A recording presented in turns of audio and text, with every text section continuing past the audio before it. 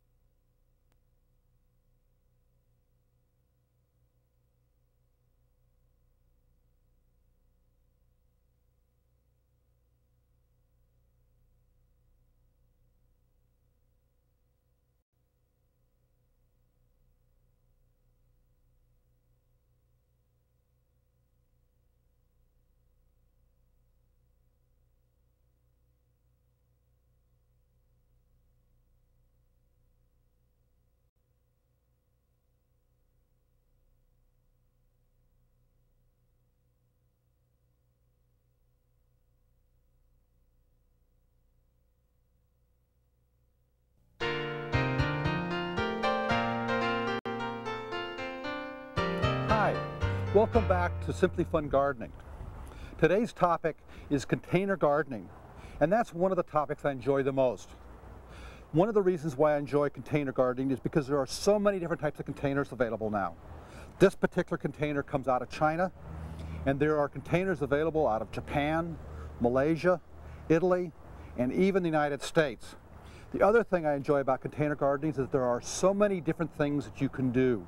At my own home, I have tree roses in containers, I have tree ferns in containers, and I have mixed pots that have perennials and annuals and a few shrubs. I especially enjoy those mixed containers because they show the different seasons. You can actually see summertime in the summer, and you can see fall in the fall. But let's take a look at some containers. As you can see, containers come in all kinds of sizes, shapes, and colors. These are concrete pots that are made in California, and one of the interesting things about the concrete pot manufacturers in California is that most of them come from one village in Italy, and I think that they're almost all related to one another. But you can see the different styles and colors that are available.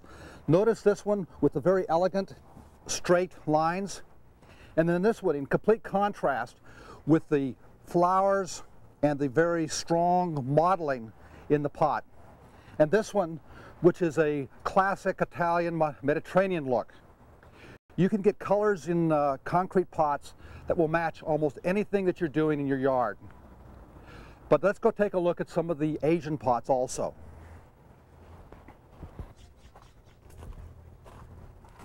This is a collection of Asian pots. They come primarily from China and Malaysia. This particular pot that you see here comes from a small factory on a small village on one of the islands in Malaysia. As you look at this pot, you can see an oil jar looking pot with a nice good sized hole in the bottom. And it's important that you have holes in the bottom of pots for drainage. So if you buy a pot that doesn't have drainage, you need to make sure you drill a hole. As you look at this pot, this is a pot that's real popular because it's used for water gardening. You can actually have water lilies and water plants and even goldfish right on your patio. Oh, and by the way, remember this one you don't drill a hole in. But let's take a look at some Italian pots over here. This is Italian terracotta. Most of the terracotta in the United States comes out of Italy. In fact, most of the terracotta in the whole world comes out of Italy.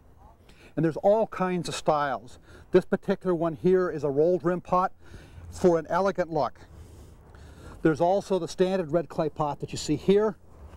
And here's a rolled rim pot in a color bowl style, short, and you have annuals that flow over the sides. There are also pot feet that are very useful because they hold the pot up off of wooden decks so they don't rot. It holds the pots up off of concrete so that you can clean underneath them. It usually takes 3 feet to hold them up. Now, one of the things you're going to want to notice is that all the pots I've been showing you are good sized. There's a reason for that. Large pots hold more soil.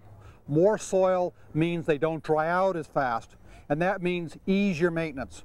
And that's one of the most important things to remember, is large pots are easier to maintain. So you pick a pot that's about as big as the plant or the area that you're using will hold. But now let's take a look at some plants over here. Here we've collected some plants for containers. And as you look through here, you can see there's all kinds of different things that you can use. And remember, this isn't everything you can use. You can really let your imagination run wild. Here's a tree fern, wonderful container plant in the shade. There's a giant bird of paradise, again, wonderful tropical plant for the shade. This is a tree rose. You can plant flowers at the base of this and make flowers year-round with a tree rose in a container. But what we're going to do is make a mixed container. Like I said, I enjoy those the most because they really allow the seasons to show in your containers. When you make containers at a nursery, what you want to do is start by picking your focal point. And what we're going to do is look for something with a lot of strong vertical line in it. This is a plant called yellow fortnight lily. Has an irisy looking leaf with a little yellow flower on it that blooms in the summer. But notice the very strong vertical line that it creates. Now, if you've picked your accent plant, you want something to contrast against that. And so you want something that's kind of clumpy and moundy. And as you look through here, you can kind of just look and see something that might do. And here's a plant that I have used in my own yard. This is a plant called fleabane. Now, many of us have flea problems in your yards. I don't know, this might chase them away. But it does have these flowers, blooms all summer long. So we'll put that next to it. Then we're looking for something to contrast against that. And a plant that I like to use are Dusty Miller. This is a type of Dusty Miller with a big, bold leaf.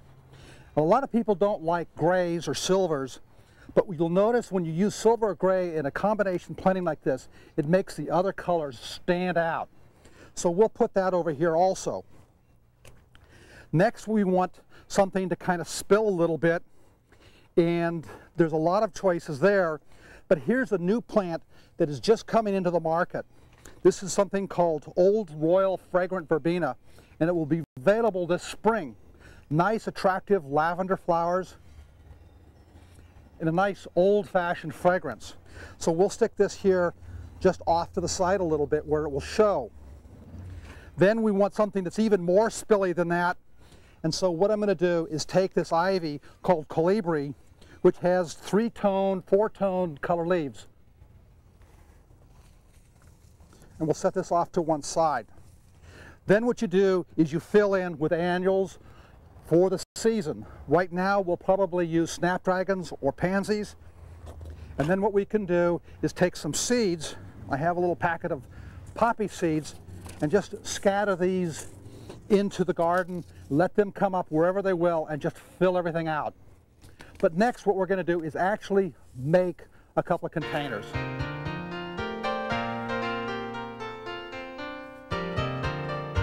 And now we're ready to actually put together a container. Here we have a container. I've already got the soil placed in here. But first what we want to do is take some Master Start, which is a slow release starter fertilizer, and take a small handful and scattered in here. Then what we want to do is mix it in so we don't burn the roots up against that fertilizer. As soon as the roots start to reach out into the soil, they'll reach this fertilizer and start to grow.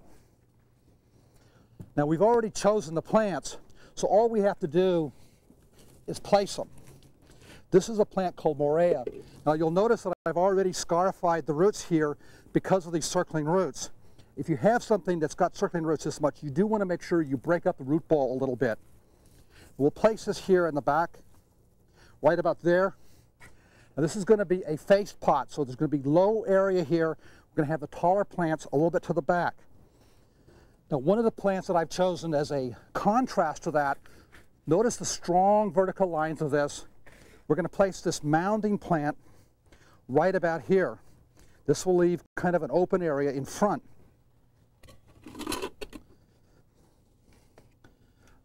Another plant we want for a little bit of contrast is this silver gray. Now the silver gray is going to really brighten up the other colors as we put them in. And this is going to go in front of, but just off to the side of the Morea. Now we have the tall, spiky texture of this, the mound here and the mound here. We want some things draping off. We're going to put something called Creeping Charlie over here in the back. It will be visible just a little bit. That's a little bit deep, so when I actually plant these will come up to be at the right level. I'm going to put 2 of these in. Again, notice we have the tall plants in the back. We have an open area here in the front. So now we're ready to put in some soil. Just remember, before you start, make sure your plants are moist. And here's the last little bit of soil we put here in the front. Firm it in a little bit. Then what we want to do is make sure that the soil is firmed around the plants. We have some open areas here that we're going to use to fill in with some of the annuals that I brought. First we're going to put some snapdragons for a little bit more height. And we'll fill those in right here in the middle and just a little bit in front of the Morea that's here. So I'm going to put in about 4 or 5 of these. And as I'm doing this, I'm firming the soil around the roots so that when we water, the water will get in good firm contact with the new root balls. Next, what we're going to do for a little bit of fun is put some of these new red lettuce. This is one called Red Sails, which is very, very attractive and actually quite good to eat too. And you can actually cut this out at some stage during the year and use this in your kitchen. So we're going to put just a few of these in just for some foliage color. We're going to also use a little bit of green lettuce, again, as a contrast. We'll stick one here in the back, again, just for a little bit of contrast. Then what we want to have is a little bit of stuff that will spill off the front. We have the Creeping Charlie in the back. We don't want anything quite that big, so we're going to use some white alyssum and just tuck in a few white alyssum, and as those grow, those will just spill off the front. And again, notice that I'm firming the soil. That is a crucial part of the success when you plant bedding plants.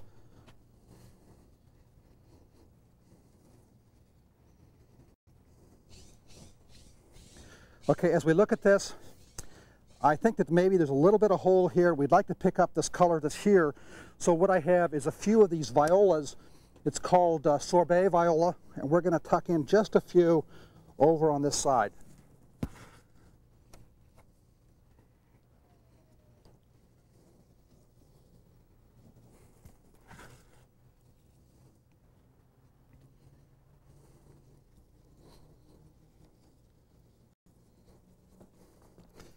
And next, we're going to go look at some other finished containers.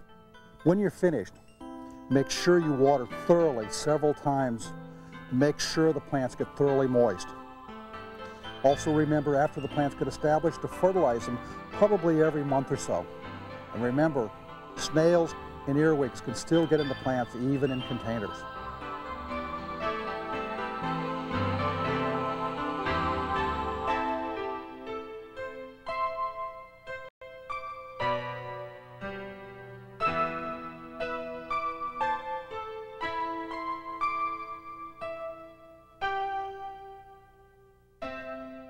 And here we have a collection of larger pots with larger plants. These are permanent plants that will last year after year. Here we have a 3-tier Texas privet with pansies around the base in a redwood pot for a more formal or elegant look. Here we have star jasmine on a wire frame, which allows you to create a vine, again, into a 3-tier form. This will have white fragrant flowers in the springtime, and then we put flowers around the base. Here's a tree rose called Newport, which blooms all summer long, and this trunk that's up here allows you to plant flowers around the base that show up, and you can have color here year-round, even when the rose is dormant. Here we have a pot that's a little bit different than we showed you before. This is for the sun with black-eyed Susan, petunias, and vinca, all really good sun plants. We're going to take a short break, and right after the break we're going to be talking about some problem-solving techniques. So don't go away.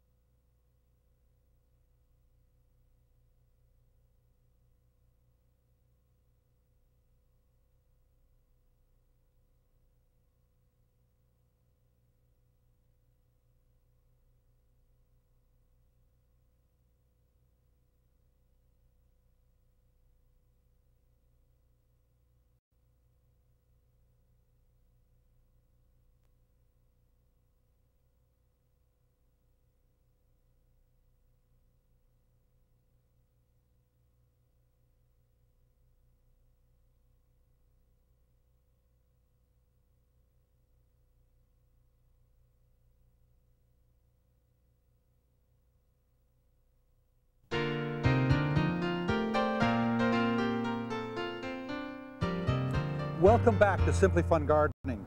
And right now we're going to talk about vegetable gardens, in particular winter vegetable gardens. Most of us are used to growing tomatoes and peppers in the summertime, but there's a whole nother season, and that's in the wintertime. There's a whole host of things that you can use for winter gardening.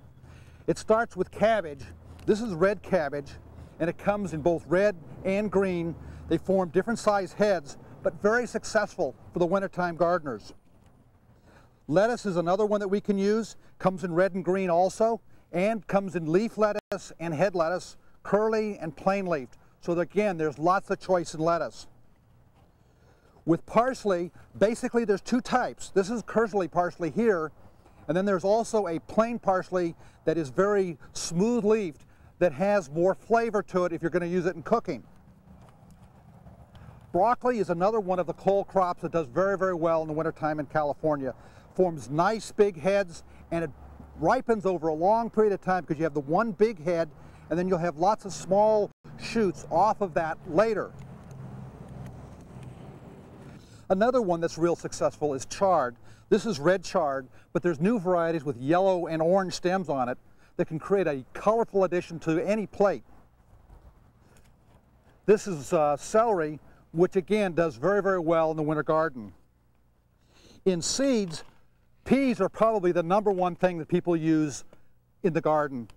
This is the sugar pod pea, which is my favorite.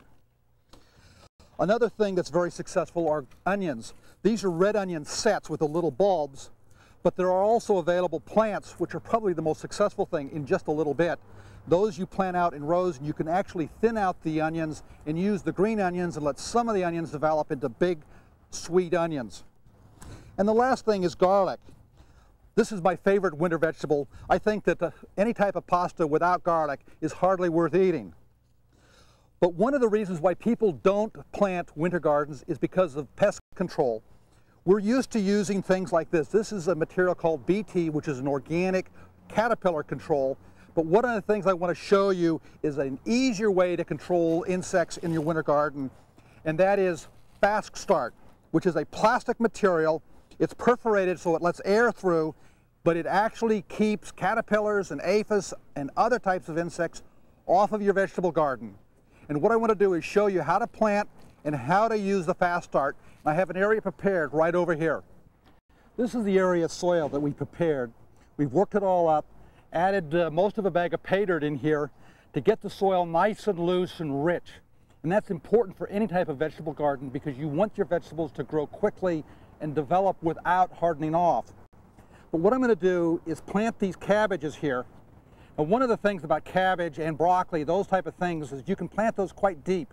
Now you don't want to do this with everything, but with cabbages, you can plant them deep and they actually root all up and down the stems. So I'll dig this hole down deep, put this down, way down at the bottom, and then actually compact the soil so the soil is in good contact with them. Now what I'm going to do is plant the rest of these, and then we're going to take a look at this being placed over the plants to keep the bugs out.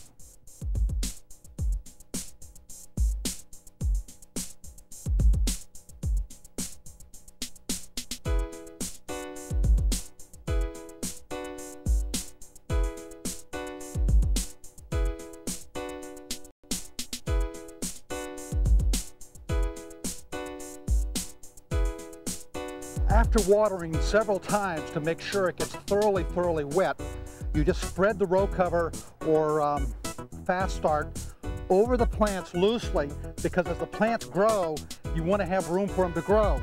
Then you cover the sides so that no bugs can get underneath.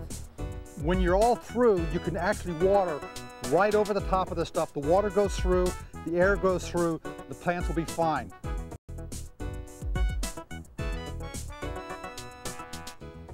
And when you finish covering all the corners and all the sides, and that is important to keep the bugs out, what you've done is two things for your vegetable crop. Number one is, as we've been talking about, is keeping the insects out, especially caterpillars and aphids. But in addition to that, what you're doing, and this is what this material was made for originally, is keeping the ground warm. And this is helpful in those cool fall nights because it makes the crop grow faster. Now doing all of this, what you've done is doubled the crop that you get out of your vegetable garden and extended your growing season by an additional 6 months. So have lots of fun in your vegetable garden.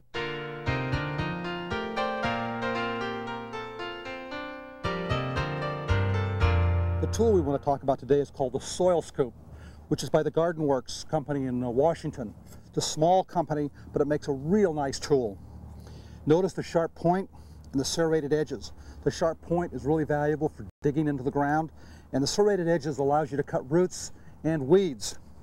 We also use the sharp point to scarify roots. Now this is a plant that you saw previously, and when you have a plant with roots this tight, you need to kind of scarify them to get those roots out into your the new soil. It really can be handy for that. We also use it for making furrows for seeds in a flower bed, or in a vegetable garden. Another thing that we use it for is for planting flowers like this pansy.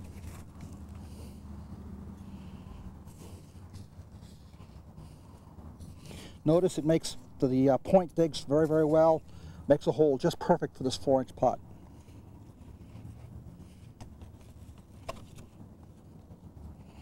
This really is a tool that's handy to have in any gardener's workshop.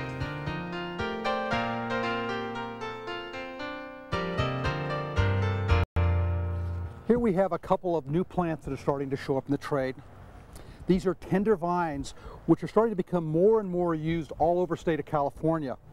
In the colder areas, you wouldn't think that tender vines would be very popular, but what we're doing with them is using them as container plants where we can bring them back underneath the protection in the wintertime. And I think that that fits in with today's talk. This particular one is a mandevilla called White Delight. The more common varieties that you see are pink and an almost red one. But this is quite attractive, large growing vine with very attractive, very soft pink, almost white flowers that blooms all summer long. Another new plant that's showing up is a plant called Allamanda. Allamanda is new. We haven't seen any of these commonly used in California until just recently. And this is one called Cherry's Jubilee, which is hardy to around 25 degrees. If it gets colder than that, you do need to make sure you protect it. Notice the distinctive pink blossoms and the deep throat. A moderate growing vine, and does make an excellent container plant. We're going to be taking a short break, and right after the break we're going to be talking about the tip of the month. So don't go away.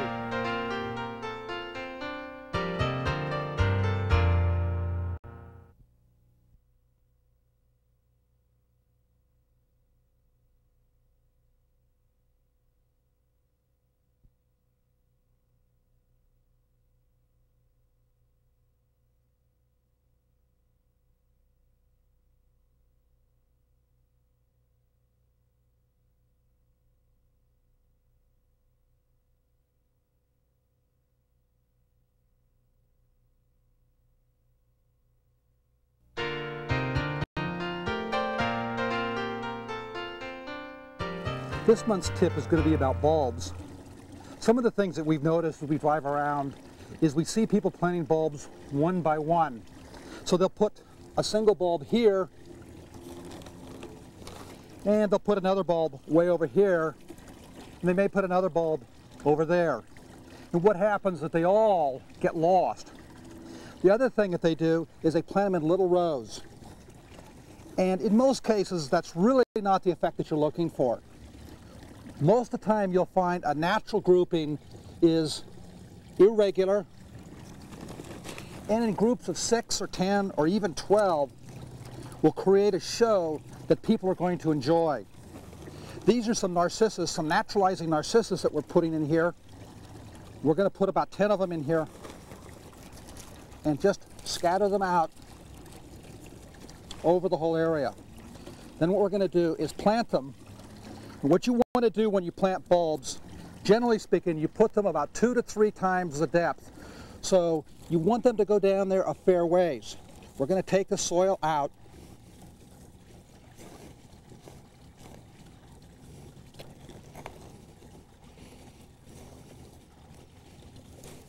And then take a small amount of bulb food and put it in the bottom.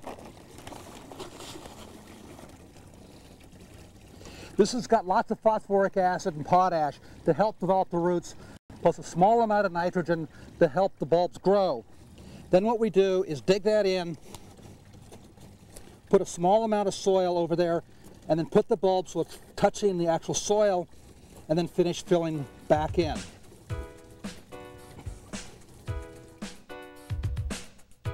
We certainly hope that you are enjoying and learning from this episode of Simply Fun Gardening. If you have specific questions about your gardening or suggested topics for future programs, write to Jungle Jim, care of Simply Fun Gardening, P.O. Box 5067, Modesto, California, 95352.